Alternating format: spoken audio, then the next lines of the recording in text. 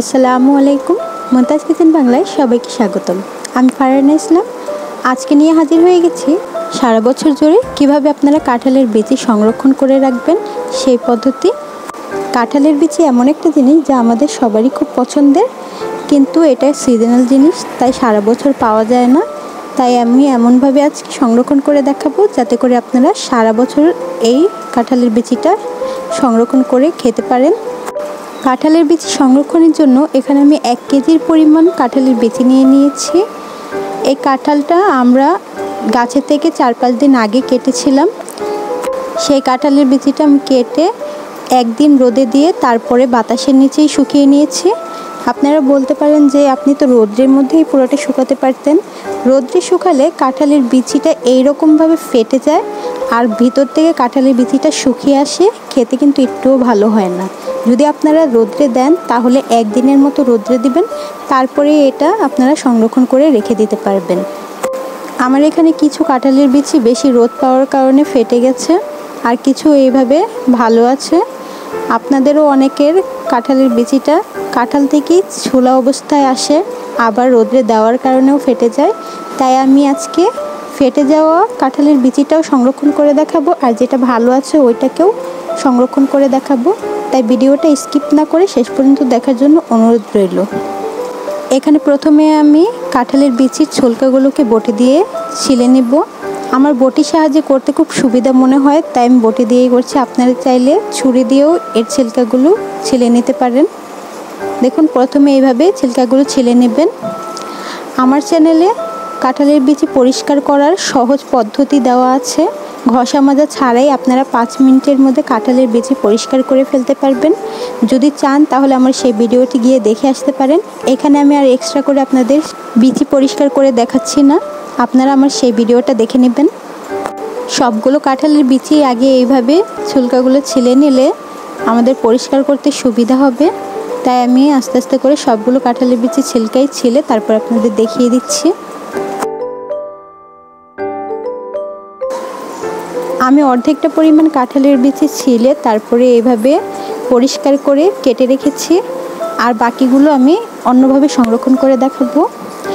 আমি কিছু কাঁঠালের বিচি এরকম পাতলা করে কেটে নিয়েছি, কারণ এগুলো আমি শুটকিতে দিয়ে তারপরে রান্না করে খাবো। আর কিছু কাঁঠালের বিচি আমি অর্ধেক করে নিয়েছি, আপনারা চাইলে আনামও রাখতে পারেন। এই কাঁঠালের বিচিটা আমি তরকারি দিয়ে রান্না করে খাবো বা মাংসতে দিয়েও খাওয়া যাবে। এই পদ্ধতিতে যদি আপনারা সংরক্ষণ করে রাখেন তাহলে আপনারা সারা বছরই এই কাঁঠালের বিচিগুলোকে খেতে পারবেন। শুধুমাত্র রান্নার 10 মিনিট আগে আপনারা নামিয়ে এটিকে রান্নার কাজে ব্যবহার করবেন। এবার আমি চলে যাচ্ছি চুলাতে আমি একটি হাঁড়ি বসিয়ে এর মধ্যে 2 কাপ পরিমাণ পানি দিয়ে দিয়েছি। এই পানিটা যখন ফুটে আসবে তখন এর মধ্যে আমি দিয়ে দিব কাঁঠালের বিচিগুলো। দেখুন, এইভাবে দিয়ে দিবেন। একটা বলক আসার পরে তারপরে কিন্তু নামিয়ে নিতে হবে। আমরা পুরোপুরি সেদ্ধ করব না, এটাকে জাস্ট একটা বলক আসার পরে নামিয়ে নেব।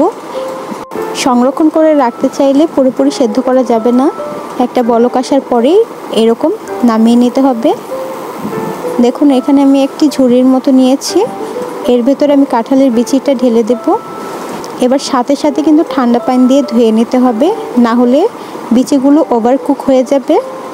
তাই আমি উপর থেকে ঠান্ডা পানি দিয়ে দিচ্ছি। এবার হাতের সাহায্যে একটু ছড়িয়ে দেব পানিগুলো ঝরার জন্য। এবার চুলাতে আমি আবারও হাঁড়ি বসিয়ে 2 কাপের মতো পানি দিয়ে দিয়েছি। এই পানিটাও যখন বলক চলে আসবে আমি আবার কেটে রাখা কাঁঠালের বিচিগুলো দিয়ে দিব।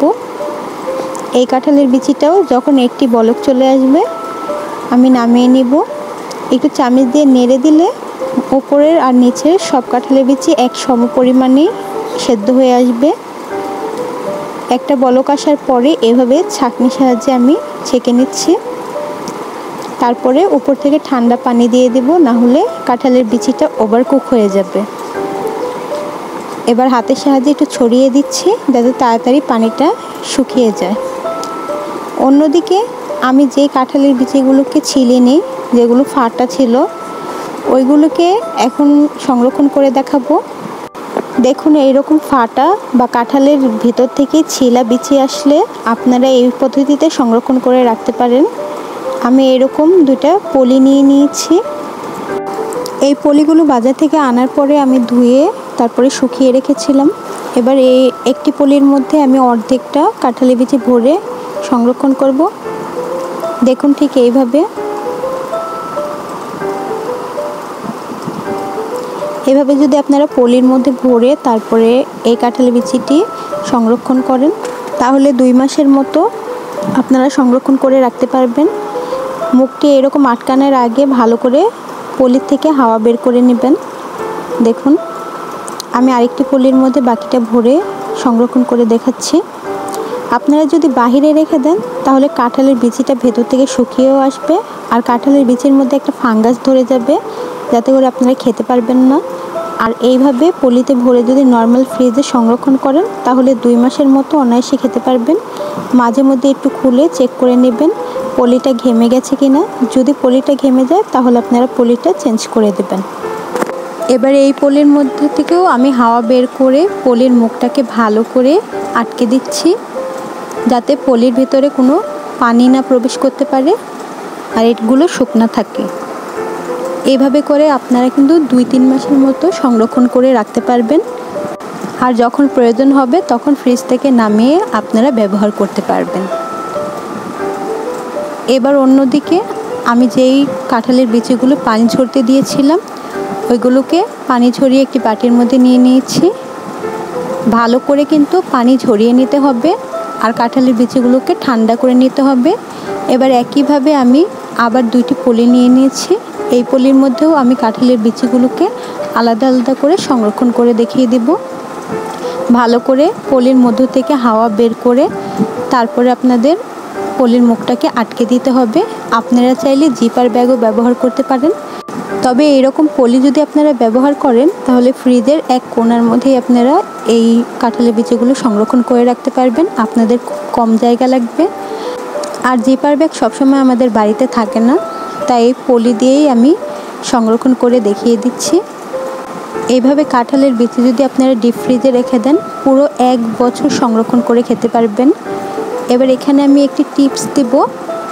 আপনারা যখন রান্না করবেন রান্নার ঠিক 10 মিনিট আগে আপনারা এই কাঁঠালের বিচিটা নামিয়ে তারপরে রান্নার কাজে ব্যবহার করবেন। আপনারা যদি আগে কাঁঠালের বিচিটা নামিয়ে রাখেন কাঁঠালের বিচির থেকে পানি বের হবে আর কাঁঠালের বিচির যে একটা স্বাদ আছে এই স্বাদটা নষ্ট হয়ে যাবে, গন্ধটাও ভালো থাকবে না। এজন্য রান্নার ঠিক 10 মিনিট আগে আপনারা নামিয়ে ফ্রিজ থেকে ব্যবহার করবেন। দেখবেন হাতের ধরে টান দিলেই বিচিগুলো খুলে যাচ্ছে। আমার এই ভিডিওটি যদি আপনাদের ভালো লাগে তাহলে আমার চ্যানেলকে লাইক এবং সাবস্ক্রাইব করে পাশে থাকা বেল বাটন অন করে দেবেন। আর এতক্ষণ ধরে আমার ভিডিওটি শেষ পর্যন্ত দেখার জন্য সবাইকে অসংখ্য ধন্যবাদ।